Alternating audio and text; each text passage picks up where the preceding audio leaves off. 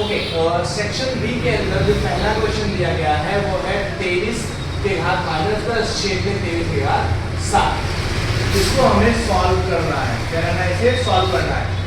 ये ऊपर 23 के घात में -10 है, इसके नीचे छेद में 23 के घात +7 है। क्या करेंगे? इस 23 के घात 7 को ऊपर लेके जाएंगे। क्या करेंगे? इसको ऊपर लेके जाएंगे। जब हम इसको ऊपर ले जाएंगे, छेद में है, छेद का मतलब होता है डिवाइड यानी भागाकार। जब इसको ऊपर ले जाएंगे तो मल्टीप्लाई में चेंज हो जाएगा, इसमें जाता है गुणाकार में चेंज हो जाता है। और ये जो घात होता है इसका ये माइनस में होता है। यहाँ पे क्या था? प्लस में था, यहाँ पे आया तो क्या हो गया? माइनस में हो गया। अब आपको पता है कि अगर इसके बेस सेम है यानी कि आधार जो है उसके सेम है तो इसके पावर क्या होते हैं? आपस में जुड़ जाते हैं या फिर घट जाते हैं। तो यहाँ पे दोनों माइनस में, क्या दोनों माइनस में, तो बेस सेम है तो मैंने बेस यहाँ पे लिख लिया, यहाँ पे लिख लिया -10 -7 को जोड़ूंगा तो कितना हो जाएगा? -17। ये पहला वाला सम है। अगला प्रश्न है 13 के घात 1 के छेद में 2, इसके छेद में 13 के घात में 1 के छेद में 4। सेम तरीके से इसको किया था, इसको भी ऐसे करेंगे। 13 के घात 1 के छेद में 2 तो 13 के घात 1 के छेद में 2 यहाँ पे पहले से लिखा हुआ है। ये छेद में है, इसका मतलब है डिवाइड है। इसको मैं ऊपर लेकर के जाऊंगा तो ये डिवाइड क्या होगा? मल्टीप्लाई में चेंज हो जाएगा। ठीक है, मतलब गुणाकार में चेंज हो जाएगा। और 13 की घात 1 के छेद में 4 प्लस में था, ऊपर जाएगा तो ये माइनस में हो जाएगा। हमें पता है इसका बेस सेम है तो मैंने पहले बेस लिख लिया। और इसके पावर आपस में जुड़ या फिर घट जाते हैं। तो 1 के छेद में 2 माइनस 1 के छेद में 4, इसको मैंने सॉल्व किया। मैं यहाँ भी कर देता हूँ। 1 के छेद में 2 माइनस 1 के छेद में 4, 4 2 8, क्रॉस मल्टीप्लाई किया, 4 1 2 4, वे 1 2 वे माइनस का माइनस, तो 4 में से 2 गया तो कितना बचा? 2 के छेद में 8, 2 1 2 2 2 को 8, ये बचा ऊपर 1 नीचे 4, 1 के छेद में 4। इसको और इसको सॉल्व करेंगे तो 1 के छेद में 4 आएगा सॉल्व। ओके, आप लोग देख पा रहे होंगे कि क्वेश्चन नंबर 1 यहाँ पे, 2 यहाँ पे, 3 यहाँ पे, 4 यहाँ पे, फिर 5 यहाँ, 6 यहाँ, 7 यहाँ, 8 यहाँ। एक्चुअली पहले मेरा प्लान था कि मैं 1 2 और 3 को एक्सटेंड ना करूँ। मैं 4 5 6 7 और 8 को एक्सटेंड करना चाह रहा था, लेकिन मेरे माइंड में बीच में आया कि शायद से आप में से कुछ बच्चे हो जो इन सारे क्वेश्चन को भी सॉल्व नहीं कर सकते हो। इसलिए मैंने इन सब क्वेश्चन को भी बाद में ऐड किया, इसलिए यहाँ पे लिखा हुआ है, यहाँ पे लिखा हुआ है। ओके, तीसरा क्वेश्चन क्या है कि सीधे गुणाकार करने सिवाय योग्य निरसमना उपयोग करीने कीमत शोधो। बेसिकली योग्य निरसम का मतलब क्या होता है? ये एक फॉर्मूला है। क्या है? फॉर्मूला है। एग्जांपल के लिए अगर मैं बोलूं तो a + b का होल स्क्वायर, आप लोगों ने सुना भी होगा। a + b का होल स्क्वायर बराबर होता है a² + b² + 2ab। ये इसका एक फॉर्मूला होता है। ऐसे ही कई सारे फॉर्मूले दिए गए हैं, तो ये भी एक तरीके का योग्य निरसम का एक फॉर्मूला है। इस क्वेश्चन को हमें डायरेक्टली मल्टीप्लाई करने की बजाय योग्य निरसम यानी फॉर्मूले का यूज करके उसे सॉल्व करना है। सबसे पहले हम इसे दो पार्ट में डिवाइड कर लेंगे, नियर बाई 100, नियर बाई 0, और जो भी रिमेनिंग बचेगा उसको हम प्लस कर देंगे। जैसे ये 105 है तो 100 + 5 करूंगा तो 105 हो जाएगा। सेम तरीके से 106 है तो 100 + 6 करूंगा तो 106 हो जाएगा। मैंने क्या किया? नियर बाई 0 में इसको कन्वर्ट कर लिया। अब 100 + 5 100 + 6। आप लोग देखो तो अगर मैं चाहूँ तो 100 की वैल्यू, अगर मैं चाहूँ 100 की वैल्यू x ले लूँ, 100 की वैल्यू x, या फिर a ले लेता हूँ। क्या ले लेता हूँ? a। 5 की वैल्यू b ले लेता हूँ और 6 की वैल्यू c ले लेता हूँ। आप लोग अगर यहाँ पे देखो तो इसको मैं लिख सकता हूँ a + b, और सेम तरीके से इसको भी लिख सकता हूँ a + c। अब ऐसा क्यों कर सकता हूं मैं? 100 बराबर a लिया है, 5 बराबर b लिया है, 6 बराबर c लिया है, तो इसीलिए 100 की जगह a रखा है, 5 की जगह b रखा है और 6 की जगह c। सेम तरीके से यहाँ भी 100 है तो इसकी जगह पे क्या आएगा? a आएगा। अब a + b × a + c। अब a + b × a + c, इसका एक फॉर्मूला होता है, वो होता है a² + bc, b को c से मल्टीप्लाई किया, प्लस a × b + c। इसी की बेस पर मैंने फॉर्मूला रख दिया है। a की वैल्यू कितनी थी? 100, तो 100 का स्क्वायर यानी a का स्क्वायर प्लस bc यानी कि b और c, b की वैल्यू 5 और c की वैल्यू 6, तो b और c को मल्टीप्लाई किया, 5 6 प्लस a की वैल्यू है 100 तो इसलिए मैंने 100 रखा, b की वैल्यू है 5 इसलिए 5 रखा, c की वैल्यू है 6 इसलिए यहाँ पे 6 रखा है। इन सबको सॉल्व किया, इसका स्क्वायर आता है 10,000, इसको मल्टीप्लाई किया तो हुआ 30, 6 और 5 11 गुणिया कितना है 100, 100 को 11 से मल्टीप्लाई किया तो 1100, इन सबको जोड़ा तो आया 11,130। ये हमारा आंसर। सेम तरीके से दूसरा क्वेश्चन मैंने सॉल्व नहीं किया है, ये आपको खुद से सॉल्व करना है। 103 गुणिया 107।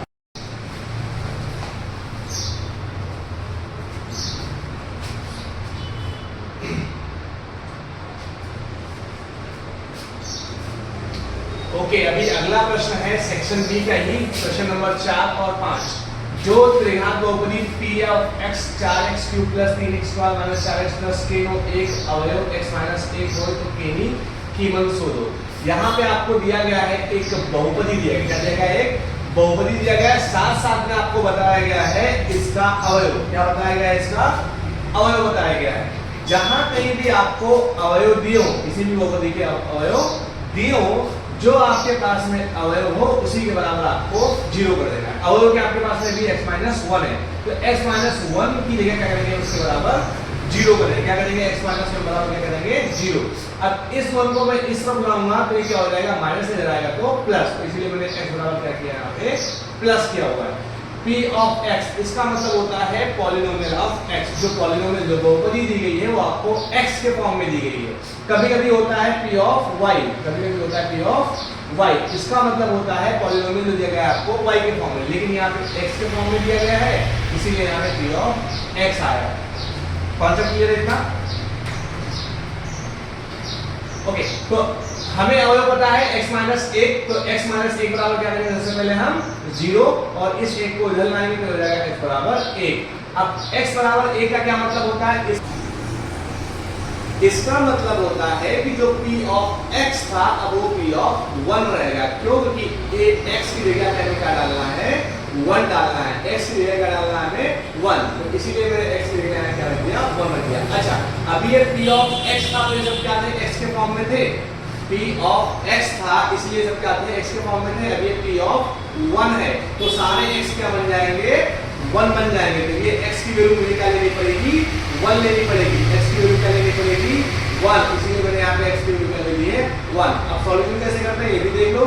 4 का 4, ये सब मल्टीप्लाई में होते हैं, जितने भी वेरिएबल होते हैं तो इसलिए मल्टीप्लाई लगाया।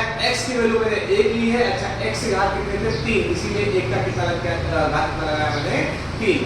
साथ साथ में प्लस 3 है तो प्लस 3 गुणिया गुणिया x की जगह क्या लेना था? मुझे 1 लेना था, इसलिए मैंने 1 लिया है। इसका घात 2, इसलिए इसका घात 2, माइनस का माइनस 4 गुणिया x की जगह क्या लेना है? मुझे 1, क्योंकि यहाँ पे क्या दिया गया है?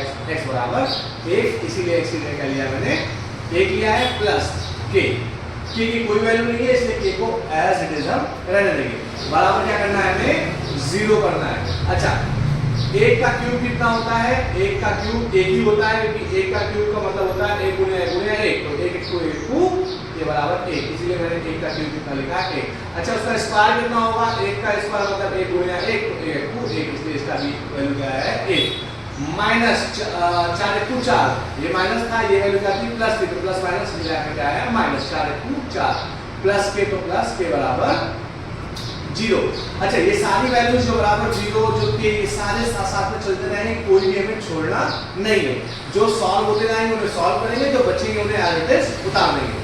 अब 4 1 कितना होता है? 4, 3 1 होता है 3, माइनस 4 का माइनस 4 प्लस के बराबर 0। यहाँ से देखिए आप, ये प्लस 4 है और ये सॉरी ये माइनस 4 है और ये प्लस 4 है, तो प्लस माइनस का मैं काट दूंगा। 3 प्लस k बचेगा, मतलब 3 प्लस k बचा। यहाँ पे सब सॉल्व हो गए, बराबर क्या है? 0। तो 3 को मैं उधर ले जाऊंगा तो हो जाएगा -3। 3 को उधर ले जाऊंगा क्या हो जाएगा? ये -3। तो k बराबर क्या आया? -3। k की वैल्यू -3। सेम टाइप का क्वेश्चन है question number 5। बहुपदी x² + x + k एक अवयव x - 1 है। इसका अवयव क्या है? x - 1। इसका अवयव x - 1 था तो x की जगह क्या लिया था हमने? 1 लिया था। तो सेम तरीके से x की वैल्यू क्या लेंगे हम? 1 लेंगे। p ऑफ x की वैल्यू थी तो ये यहाँ पे x रखा हुआ था, p ऑफ 1 किया तो x की जगह क्या लिया था हमने? 1 लिया था। सेम कॉन्सेप्ट के बेस पे आपको क्वेश्चन को सॉल्व करना है। मैंने पहले सॉल्व किया हुआ था, लेकिन अभी मैंने मिटा दिया है ताकि आप लोगों की प्रैक्टिस हो जाए। ओके, अगला प्रश्न है पांचवा, जो x बराबर 3 અને y बराबर -1 એ સમીકરણ 2x - 3y बराबर m ना उकेल होए तो m ની कीमत शोधो। क्या निकालना है? m का कीमत निकालना है। आपको पहले से ही क्वेश्चन में दे दिया गया है कि x बराबर कितना है 3 और y बराबर कितना है -x। सिंपल है, x की जगह आपको क्या रखना है? 3 रखना है। क्यों? क्योंकि आपको पहले से ही क्वेश्चन में मेंशन है कि x बराबर कितना है 3 है और y की वैल्यू कितनी है -1, तो y की जगह क्या रखूंगा मैं? -1 रखूंगा। सेम समीकरण जो हमारा लिखा है, मैं पहले समीकरण लिखूंगा 2x - 3y बराबर m। इस समीकरण के अंदर x और y की मैं कीमत को रखूंगा। x की कीमत कितनी दी है? 3, y की कीमत कितनी दी है? -1। तो 2x है, यहाँ पे कितना है? 2x है। तो x की जगह क्या रखना पड़ेगा मुझे? 3। क्यों? क्योंकि x बराबर क्या दिया है? 3। जैसे कि आपको यहाँ पे दिया हुआ था x बराबर 1, तो आपने इसमें वैल्यू में क्या रखा था? x की वैल्यू 1। सिमिलरली यहाँ पे दिया हुआ है x बराबर कितना? 3, तो x की वैल्यू क्या हो गया? 3। अभी यहाँ पे y है, क्या है? y। तो यहाँ पे किसकी वैल्यू रखनी पड़ेगी? हमें y की वैल्यू रखनी पड़ेगी। और y बराबर कितना है? -1, तो y बराबर क्या लेंगे हम? -1। ये बराबर क्या है? m, तो ये बराबर m। इन दोनों को सॉल्व किया तो 3 ये माइनस है और ये माइनस, तो माइनस से मल्टीप्लाई करेंगे तो क्या हो जाएगा? प्लस। तो 3 6 और +3 बराबर m, तो m बराबर क्या हो जाएगा? 6 3 9। अगला प्रश्न है, जो x बराबर 2 और y बराबर 1 हो तो समीकरण 2x + 3y बराबर k की कीमत शोधो।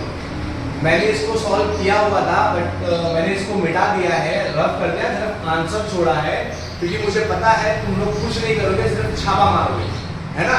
तो छापा नहीं मारना है, इसको खुद से जो पिछला वाला कॉन्सेप्ट बताया बच्चा, उसी के बेस पे आपको सॉल्व करना है।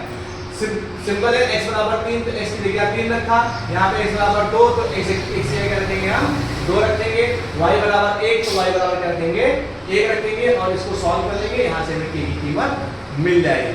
प्लीज आप लोग इसे खुद से सॉल्व करो। अगला प्रश्न है, द्विचल सुरेख समीकरण x - y के छेद में 5 बराबर 10 ना परमाणिक स्वरूपे दर्शाओ। अब परमाणिक स्वरूप क्या होता है? परमाणिक स्वरूप का मतलब होता है कोई भी समीकरण दिया गया है उसको बराबर के उस साइड में हमें 0 रखना है। कैसे? मान लो आपको क्वेश्चन दिया गया है x + 5 बराबर y, ऐसा कोई क्वेश्चन है, क्या करोगे आप? इस y को इधर ले आओगे तो रहेगा x प्लस इधर आएगा माइनस, ये +5 पहले है तो +5 बराबर यहाँ क्या बचा? इधर आएगा तो कुछ नहीं, क्या बचा? 0। बेसिकली इसमें दो साइड होते हैं, किसी भी समीकरण में दो साइड होते हैं, एक होता है LHS और एक होता है RHS। तो RHS यानी दाएं साइड में, ठीक है, राइट हैंड साइड में आपको 0 रखना है। क्या रखना है आपको? 0 रखना है। तो 0 कैसे होगा? जो भी वैल्यू होगी उधर से आप इस तरफ ले आओगे तो वैल्यू ऑटोमेटिक 0 हो जाएगी, राइट? तो इसीलिए क्या करेंगे? x - y + 5 बराबर 0, ये हमारा सॉल्यूशन होगा। सेम तरीके से आपका एक क्वेश्चन दिया गया है कि x - y के छेद में 5 बराबर 10 ना परमाणिक स्वरूप पे दर्शाओ। ये क्या है? इधर हम बोलेंगे LHS और इधर बोलेंगे हम RHS। क्या बताया हमने कि RHS की जितनी भी वैल्यूज है क्या करना है? हमें सबको LHS में ले आना है। अगर मैं RHS से सारी वैल्यूज LHS में ले आता हूँ क्या बचेगा? नहीं। तो मैं क्या करूंगा? x - y के छेद में 5 बराबर 10 है, इस 10 को मैं इधर ले आऊंगा तो ये हमारा किसमें आ जाएगा? LHS साइड में आ जाएगा, उधर क्या बचेगा? सिर्फ 0। ये हो गया हमारा परमाणिक स्वरूप। क्या हो गया हमारा परमाणिक स्वरूप? अभी आगे पूछ रहा है ABC ना मूल जनाओ। अब ABC क्या होता है? किसी भी द्विचल सुरेख समीकरण के अंदर x का जो गुणांक होता है यानी कि सहगुणक होता है, x का जो गुणांक होता है यानी कि सहगुणक होता है, उसी को हम a लिखते हैं। क्या लिखते हैं? a लिखते हैं। क्या लिखते हैं? a लिखते हैं। और y का जो गुणांक यानी कि सहगुणक, गुणांक और सहगुणक, मैं गुणांक और सहगुणक बता रहा हूँ क्या होते हैं, उसको क्या बोलते हैं? b बोलते हैं। क्या बोलते हैं? b। और जो सिर्फ नंबर्स होते हैं यानी कि अचल पद होते हैं उन्हें क्या कहते हैं? c कहते हैं। और जो भी नंबर्स होते हैं उन्हें हम c कहते हैं। क्या कहते हैं? c कहते हैं। तो c क्या होगा हमारा? 1 2 3 4 जो भी नंबर्स होंगे उन्हें हम c कहते हैं, यानी कि जो भी अचल पद होंगे उन्हें हम c कहेंगे, बराबर। अब x का मैंने बताया गुणांक या फिर सहगुणक। x का गुणांक और सहगुणक होता क्या है?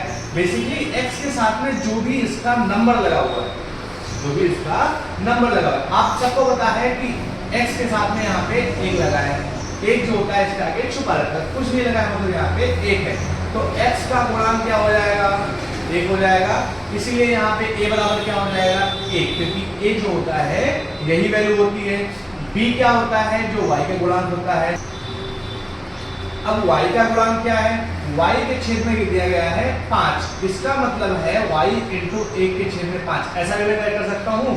तो y का जो सहगुणक होगा यानी गुणांक होगा वो 1 के छेद में 5 होगा। सेम तरीके से ये क्या है 10, यानी कि एक नंबर, तो नंबर क्या होता है c होता है, नंबर क्या होता है। इसी तरह से हम बता सकते हैं कि x का मल्टीपल कितना है 1 है, और 1 क्या होता है a होता है, y का मल्टीपल क्या है 1 के छेद में 5 है, उसी को हम b कहते हैं, और जो नंबर होते हैं उन्हें हम c कहते हैं। तो b बराबर कितना लेना पड़ेगा मुझे 1 के छेद में 5। अच्छा y की वैल्यू माइनस में थी, इसीलिए हमें क्या लेना पड़ेगा, ये वैल्यू माइनस में लेना पड़ेगा। सेम तरीके से c की वैल्यू देखो आप, जो नंबर है वो भी किस में है, माइनस में है, तो इसको भी किस में लेना पड़ेगा, हमें माइनस में लेना पड़ेगा। ठीक है, अगला प्रश्न x माइनस 5y बराबर 10 ना परमाणु स्वरूप में लगो। सेम तरीके का क्वेश्चन है, सिर्फ इसके नंबर बदल दिए गए हैं, अने abc ना कीमत देना हो, आपको इसे सॉल्व करना है। ठीक है।